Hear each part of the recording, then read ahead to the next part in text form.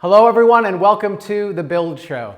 I'm John Peitzman, JP, certified high performance coach and creator of the Build Framework. I work with individuals all over the world to help them thrive in their personal and professional lives. And as your host on this show, our aim is to transform lives one guest at a time. How do we do that? We do that by having amazing guests. And today is no different. We have with us Mario Bekes. Mario is the managing director of Insight Intelligence Group.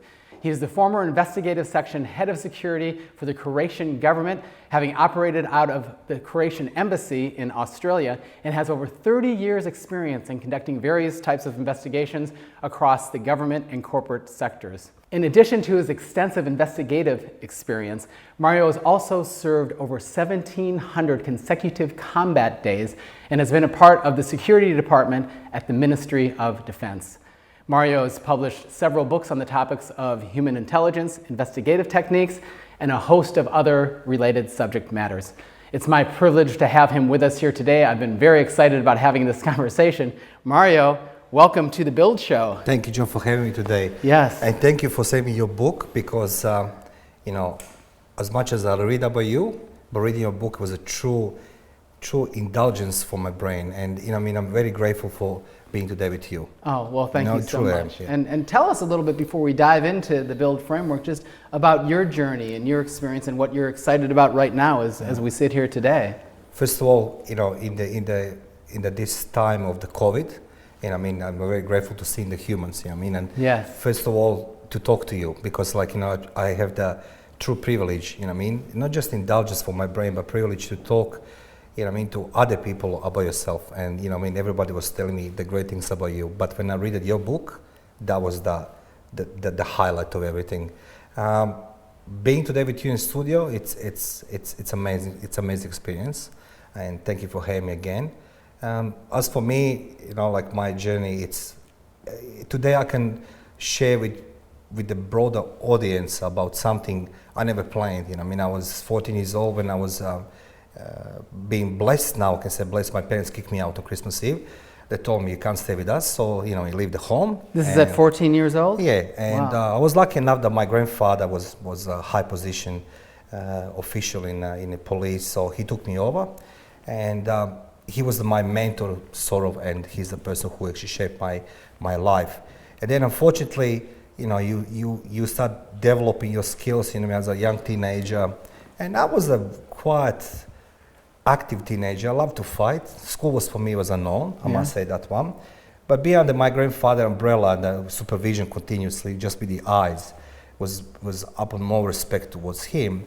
I tried to change myself, and then, unfortunately, '91, the country I used to believe Yugoslavia, they sank into the civil war, and I had only one option. Because my parents was not in the city I was born. They ran away, literally ran away, and I started doing the training to be the soldier to the full extent. And then, right. From 91 to 96, was a continuous combat. And that's your 1,700 days consecutively of combat. Yes, that's correct. Because is that a record? That's not normal, is it? That many days? It wasn't normal, but that was. I didn't know nothing better. I was just rolling with the environment. But I knew deep inside of me I want to do something. I remember one event, and I know it's funny. 15th of January '92. There was a start shelling, and that was the middle of the winter, 25 degrees below. Everything is white, and then I saw the plane on a sky, into the sky.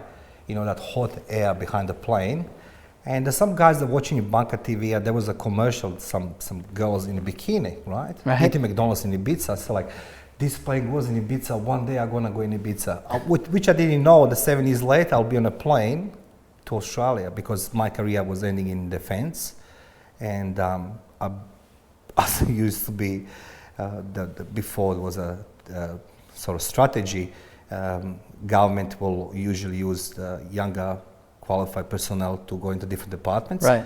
So I was transferred from Department of Defense to Department of Foreign Affairs, and they told me, you're going to be great for Australia. I said, Australia, it's the end of the planet. Right. And I landed 18th November 98 as a... They sent you over here to the Croatian embassy then? That's correct, yes. I was transferred. It was called Directorate 7, which was was actually the name for the security intelligence services for Croatian embassies and foreign affairs, and I stay in Australia. So Gotcha. I mean, after 5 years, so that's it. Yeah. And that led into the development of your own investigative agency? Wasn't that case. I met a lovely girl, and I told her, like, look, this 007 lifestyle is great, but I have no money. It's not like the movies yeah, where like, you have all I was the like, cars and helicopters and jets. That's correct. I mean, like, I never planned to stay in Australia because my next position was a USA, Washington. It was called A1 position. After such a distant post, you're gonna go into something better. Right. And being separate by 1,000 kilometers away from your homeland, and doing under no supervision. Being accountable, responsible, it must sort of reward. And I met that girl, and I told her, look, I really like you, and I have no money, nothing, and we can date, but there's expiration date. And she says, what do you mean? I said, I need to leave in 2003. And she was a catalyst for some other things, and she told me, why don't you stay? But staying in Australia, I didn't want to stay because there is stigmata. People marry somebody from Australia and they say you stay for the visa. Right. So I was finding every possible excuse to run away, and then she told me I'm pregnant. I said, like, oh well, okay, that's fine. But my life didn't start. So all my experience in Department of Defense and Department of Foreign Affairs, I've been highly educated and trained in intelligence, counterintelligence, and security services from various topics. But the point is, when I stayed in Australia, my first job was a bouncer, and I wasn't expecting that one. I was upset, it's like I left the badge and gun and martini, right. to become the bouncer. And my wife then, she told me, just be patient, next job is going to be better. Next job was cleaning the floors in hotel. Be patient, next job is going to be better. So I become the night patrolman, and then data entry in one of the 4 banks, data entry person. And just pure sheer coincidence, there was a recruitment agency found me, and I was being headhunted, and I was like, wow. Right, because of your background and experience. Yes, and they told me there's a brand new company with, they're going to extend the stores, 170 stores across Australia. Right. And I become the National Loss Prevention Manager, which I truly enjoyed. Right. And I really now found myself in a position where I can say, like, okay, now I can utilize my knowledge. But what I didn't know in Australia, I didn't know the culture in corporate world, which was a big setback for me. I never understood why things doesn't work the way I want to work. Right. And I was still, that particular moments, as much as I wanted to be my way, I was learning from the experts like yourself, how to implement, my brain, by understanding how corporate culture works. Right. It's not what you want, Mario, you're delivering things. So, and I just want to deliver results. I wasn't care for nothing else. And then the GFC comes. The GFC crushed even my marriage, and crushed, we lost a home, and that time my son was diagnosed with epilepsy. So it was a quite rough. Yeah. And then I was being told, why don't you start your business? And I was like, well, I'm just a guy, I don't even know English properly. Honestly, I didn't know English properly. So I started Inside Intelligence, and I remember I didn't have the money for license, which cost $1,000 to pay police. Right. And a friend of mine, she helped me that one, because I remember a few days before that I went into cash converters with my son, and I sold the last toys he has to survive that weekend. And it was interesting part. So step by step, and then company started growing. And first client was actually in 2012. So 2 years was living quite rough time. And when people say to you, living from the bedroom or working from my garage, that was it. So, and eventually, you learn the lessons, and you start improvising things in sense of, okay, lack of my English, I need to subsidize something else. So I was creating every document, being checked by several people who are highly experts in English Right. language. So when I send the emails and everything else, so I learned a lot of things about business, and then the business world start recognize me Right. with the first book. And you know how it is in business, you know. For me, it was a big deal to write the first book, Sure. and it was a challenging times, but that's what it is today, being successful business, and nothing comes overnight. Exactly. And, yeah, so that's it. I wish I have a mentor like yourself.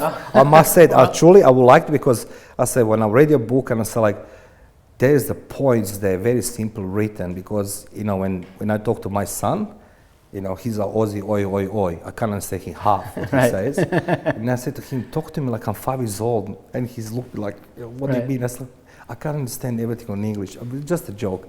But then when I read your book, it's like that's one of the very few books I can understand. So I truly wish I met you before, honestly, but it's not too late. So. Well, I appreciate that. Thank you. And I enjoy our conversation today and walking through the BUILD framework. So we're going to walk through it now. And for those of you who still don't know what BUILD stands for, it's an acronym. It stands for Build Relationships, Understand the Business, Implement Strategies, Lead and Inspire, and Deliver Excellence. And what I love, love, love about this show is the opportunity to have amazing guests like yourself and just walk through the BUILD framework and talk about those areas as it relates to your unique journey, so that we can hopefully help to inspire those listeners who are watching and listening today. So let's start with B, build relationships. Yes. What are some of the most important relationships that you've had in your life? I met a lot of people in my life, and you know, I learned later in my life that not all relationships were there to last, to be the lesson in my life. Yes. And but you know, egos always says different things. You know what I mean? Why this person abandoned me? Why I can't stuck with this one? But the one person who made the biggest impact in my life was my grandfather. He was a simple man, but it's like he was a highly positioned official in the secret police in communism. That was a highlight, you know. And he made it for me very, very simple things. That relationships is not what you want; it's what's gonna give it to you. Life's gonna give it to you, and sometimes you need to search for those relationships and not expect it's gonna come to you, which I couldn't understand what it means. So I will say, there's a reason why I met yourself, John, and you know, I mean, reading your book. There's plenty of books. There's plenty of people who says they are coaches, leaders, and everything else. So my grandfather, he inserted into this to me to be the patient, number one, and that people who come into your life, they're gonna leave the mark in your life on positive way, but you know, not expecting your way. So I need to look for the signs. So that's for me the biggest relationship I can highlight in my life. You know, I mean, the moment. So yeah, that's amazing. Yeah.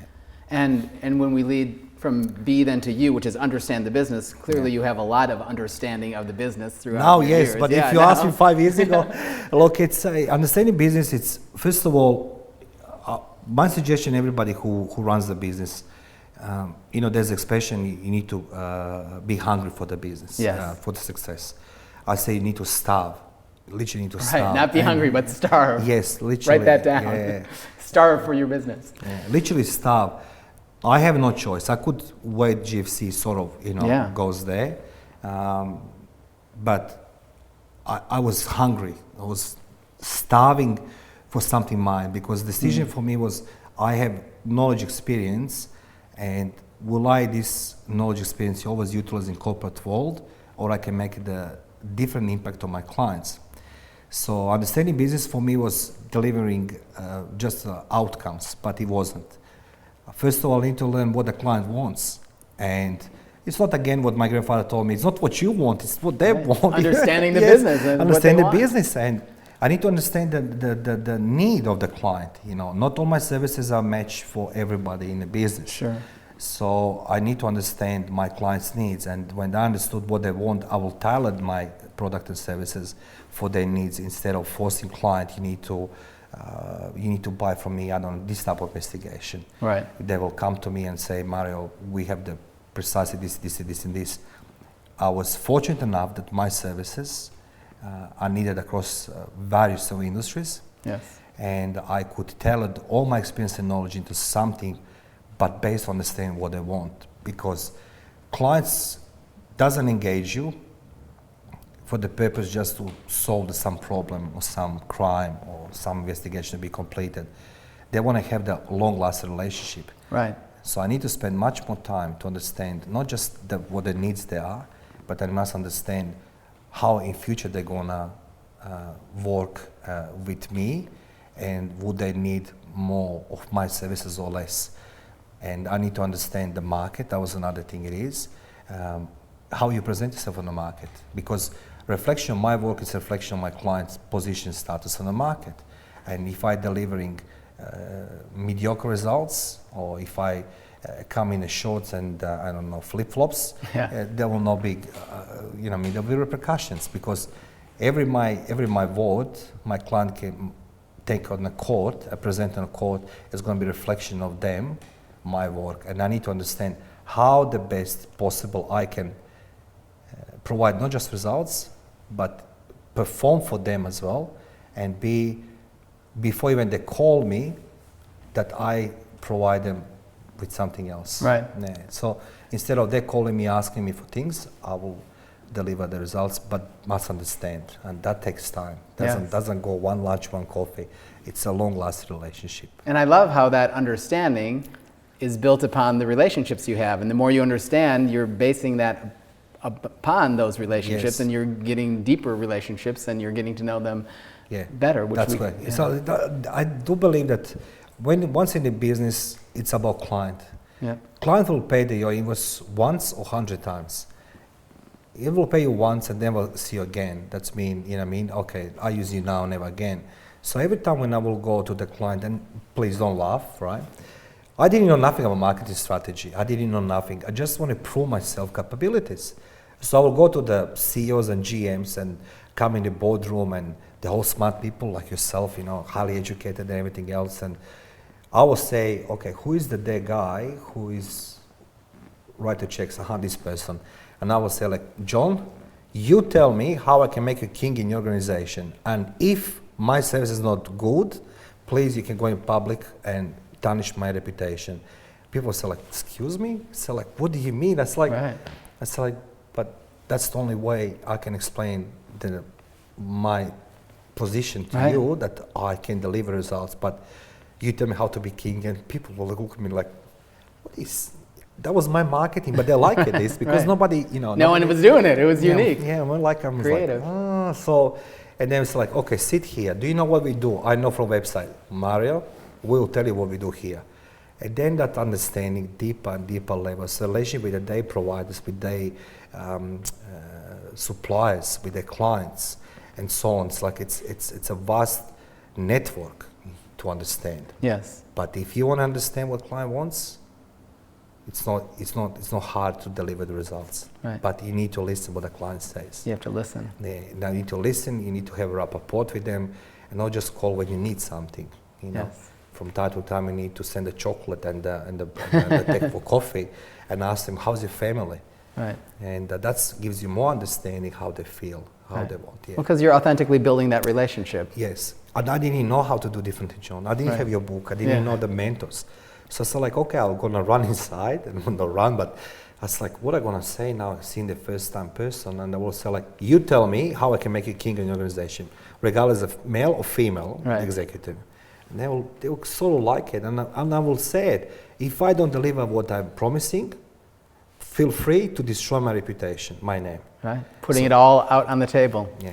And it works for me, but now it's different. Now it's much more sophisticated. I have a staff who is much more prudential on the phone. Sure. Everything else, But you've grown. It's along the journey, which leads us then to implementing strategies, right? So if we look at the category of implementing strategies, what are some things you would like to share with our listeners out there today about strategies that maybe you've implemented, or how you look at the topic of implementing strategies? I must start with the negative, right? Sure. And that is that everything, what I observed when I was working in government sector and in corporate sector, I brought it to my business. And I told myself, I would never be those people. What I try to say, when you work in government sector, you have the hierarchy. Yes. And there is a lot of talks, promises, but you're not treated well. From my experience, I say I wasn't treated well. Right. And I was thinking I'm missing a promotion. I give 110%. But Mario, don't worry, it's next year. Yeah, next year. Next year. I was like, okay. So what I did first when I started hiring staff, I told myself, I don't need to have the food on the table, but my staff is going to have the good chair, the laptop, the computer, and everything else. Yes. So you look after them. Yes, before myself, because the output is important. If I have the person in my office and he has a nice chair, I don't have the nice chair. Now I do have, but trust me, I didn't have before. I know that person who was behind the desk and pick up the phone and talk to my clients and is happy, and I can even, I know it sounds ridiculous and I know it sounds very, very different, but, I will give the gift cards, even I have no money, $50 gift card, buy yourself something, your wife, your kids, your mistress, I don't care, unicorns, mermaids, no one cares, but so I brought that negative experience into my business, and now I say to myself, this is the stuff always going to have the first before I have, and I need to recognize the value in the business, because after all, I understand the client, but for them to understand the client never spoke, never saw except on the phone, I need to pass the entire story. So I must be abruptly honest and tell what they're expecting from us. And client doesn't see what's happening behind our desks, but what the client sees is our output, which is our report and our findings. And if I can't afford to printer, then I don't need to be in a business. So, which I have a luck in previous jobs. Now, when I was working in Croatian embassy here, my communication was going daily, but I need to be limited with that because the phone calls were so expensive then in the 90s. Right. It's like 1 minute was like $10, right? Yeah. So in 2 minutes I need to say everything. So I need to give no luxury, but beyond possibilities and capabilities of my business to provide to my staff and my employees. So I know how I've been treated. I want to treat them the way I want to be treated. So if I treat well my staff or my contractors, I truly believe they will respect this, they will appreciate this. If they don't, they always can tell me, Mario, this is not good enough. But this is my implementation, one of the things. Secondly, when we all have competitors, and I don't go into competitors, their lives, I don't care what they do. But I know that my education, my qualifications, and my experience is second to none in this field. Absolutely. So I truly believe that I can bring to client more value with the ways of reporting and how we do the work. And the most important, now come back again to my experience negative. When I was doing the jobs I was doing, you always somehow be limited. It's not Jason Bourne movies, 007. Government gives you the task, you're doing in a team, but that's where your limitations are. You see, when you work in corporations, you have high accountability and you have the, perform, but you have no control over nothing. It's going hierarchy. Right. I give independency to every of my staff and every investigator. They bring So you don't micromanage everything that they do. Because that kills the desire of the person. So why would somebody say you need to do this and this and this? However, when they submit things, they talk to my staff and they adjust things without hurdles, without problems. So instead of putting limitations, So, and put accountability, it's one thing, and expecting somebody to perform by KPIs. I'd rather find the middle ground. So client's going to be happy. My staff is going to be happy. Provider's going to be happy. Because after all, I find the clients, everybody else do the job, and it ends again with me with the client, because once report goes out, I told them first time, and I've always been told, Mario, you're good like your last report, which means after 5 years, he can tell me, thank you very much. And I brought my experience and knowledge, and I share with my staff. Even sometimes they don't like when I give them my old stories, but they need to listen. So I'm just joking. So yeah, that's the implementation. Oh, I love that. Previous experiences. Right. And I love the theme there of putting others first, right before you. Oh, and actually absolutely. getting out of their way, basically, and letting them do their job. Look, important. But you will agree with me, man of your stature, you look at what you're doing, what you build, John. You write the books, you have your tribe and everything else. if people sees you, you know what I mean, you driving Aston Martin every day, spending money, but you don't pay the crew, you know, around, you know what I mean, your utilities, you know how it's gonna end, you know what I mean? So like, I drive my Hyundai, you know what I mean? Everybody says Hyundai, you know what I mean? That's what it is. You know what I mean? I don't need to go to my clients with the Aston Martin because I'm gonna say like, okay, I pay you with such a good money and you are doing, you know what I mean, Yahoo. So even some status symbols are expected. I'd rather be the last one in line because comparing, I didn't have money for nothing, and it's like I remember my family. We used to live in a garage, literally in garage, and having nothing. So I'm happy where I am now because I say I know the client.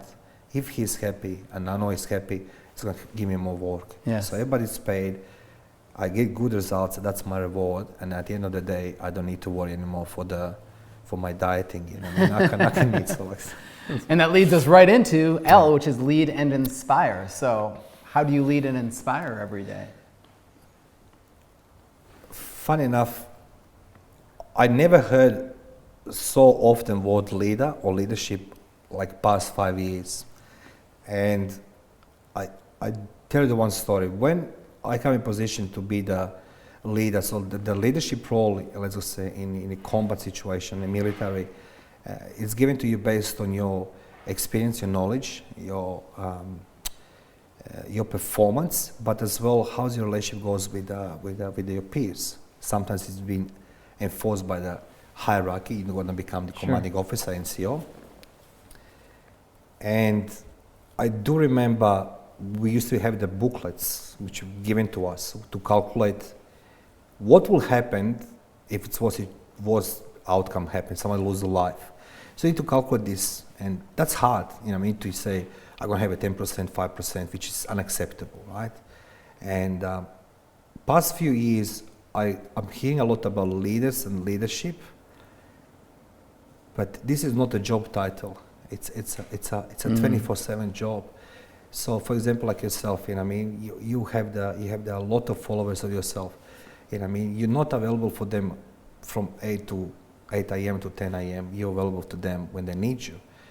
It's being responsible and accountable to lead by your example, because it's not just sharing the benefits of something, but it comes to a moment where the leader needs to be there for his peers or her peers when it comes to grievance and the losses. Yeah. And I quite often challenging, you know, some of the leaders, and I say like, if I follow you, you're the leader. Maybe my understanding is different than leadership, I think. Would you sign for me if I take your lead as a leader and I lose my home on my mortgage and everything else? Would you sign for me? You're gonna pay for me? Right. No, many will not sign this. So being leader, it's not a job title. It is a lifestyle, 24/7. And I mean, and of course you need to have the breaks and everything else. But I truly believe that people will see charisma in you, like yourself, which you do have, John. And, you know what I mean, they have the credibility, authority, which is your book. So you know what you're talking about, you know what I mean? And that's what makes you a leader. For me, that's my perception of the leadership. I know that even my staff sometimes do things, not purposely, deliberately, but maybe that's not the way, but I will stand up in front of my client and say it's my fault, and I will send the first email. Take accountability. Yeah, I say like it's my fault, I take a full responsibility, and I'm prepared for consequences. Even that means the terminating of the contract. But I will not jump on my peers, on my staff or somebody and hammer them because of this, because they've done the best what they can do. Yep. Maybe I didn't spend enough time with them to supervise them, to help them, everything else. So I must understand there are the reasons why someone does mistakes. But being leader, it's, as I said, like, you know, the title, it sounds lucrative, but it's more being the example to them. Like if they see that I don't, for example, in your office, if I don't spend $5,000 on a chair, give them $200 chair, they're going to say like, well, boss is sharing the same things with me, right? So I don't have the laptop of $10,000, have the same sort of setup like everybody else. And they can say like, okay, that's the leadership, and I share with them same things instead of jumping out. That's my way, John, but maybe could be wrong. No, but that's I my love it. perception. That's yeah. amazing insight Thank you, John. on Appreciate leadership. it. I hope you guys are taking notes. This is gold. And that leads us to D, which is Yeah. deliver excellence. So Yeah. how do you deliver excellence, and what does excellence even mean to you? As I said, like my story is, as like it's come back to this negative. It's customer service. Yeah. And I know that customer loves to be asked, "How's your day? What do you do?" So I was stipulating and always empowering everybody in the office around me. Talk to the clients. You know, how are they? What they do? How's your day? How you feel? Particularly now the COVID was that lockdowns. You know, I mean, we don't all cope the same way. You know, Sure. what I mean. So the excellence for me, it's a customer service. I truly believe it's not hard to pick up the phone and call client after you deliver something to say, is everything okay? Can we do something else? Is need to clarify something? I truly believe the customer service, and I know I'm the I'm the client to many companies, banks that called you, or the telcos or somebody. And sometimes like, okay, are you happy now? Can you stay on the line? Just press the buttons, give me the... Right, take the survey. survey. Like this is not, it's like what's it called, this, shared drives, when you need to put the stars. Yes. I truly believe you have the dice when you're up, when you're down, no question asked. But after all, client doesn't send you work because has nothing better to do. So communication is one key, and the customer service delivery, follow-ups, and keeping relationships open.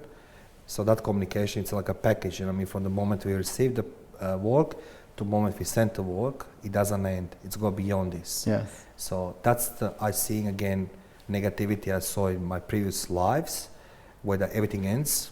You're done married now. Did you get your stamp? You can go on a holiday. Right. And okay, but that's it. That's it.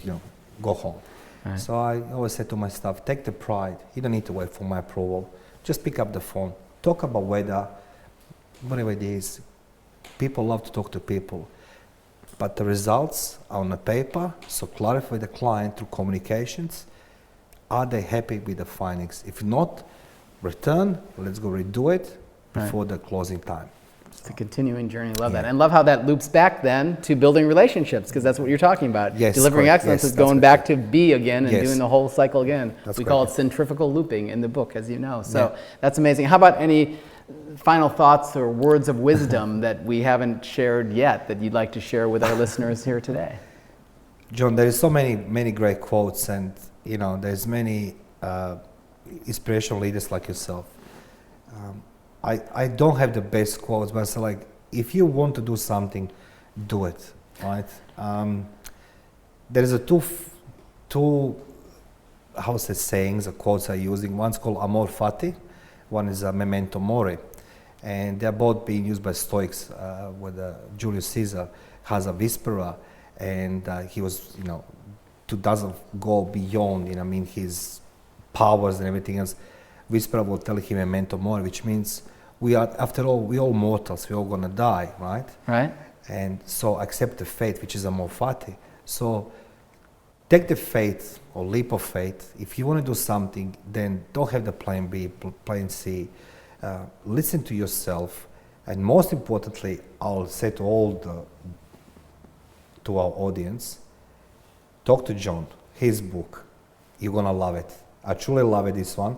So for the end, that's my word of wisdom. John Peitzman. Peitzman, that's right. Peitzman, and his book, that's what you need to read. That's my key take for you all, not my memento mori or amor fati, but John Peitzman, his book. Well, thank you so much, and that You're wasn't welcome, solicited, so thank you for saying this that. is not paid commercial, let me understand. I really but appreciate I really that. appreciate, because I read many books. One book always stuck in my mind, which was called, I bought first one in 2009, and I was very sad, very sad, very depressed what it is, called You Can Do It, from Paul Hahn, was a writer. Right. Your book is the second one. So it's not even all this, Napoleon Hill or all this. Your book is truly unique. Right. It's like to all listeners and all audience. My name is Mario Bekes. Thank you for watching me. John Peitzman, his book, that's what you want. Thank you so much for that. And speaking of that, how can people get a hold of you and get a hold of your books and the things that you offer to your clients? What's your website address, or how can people contact you? Look, they can go on the website www.insightintelligence.com.au or 888-29837. That's a phone in the office. Or you can just contact John, and John and I will talk. That's what's best. But I would like to contact John because John is a gentleman, and the man you need to talk. This has been such a privilege and honor. Thank you so much for taking the time to be here today. Thank all of you for joining us here as well. For more great resources to help you become your best self, including free worksheets and downloads, make sure to check out thebuildframework.com. That's it for this episode. I'm JP. We'll see you next time on The Build Show.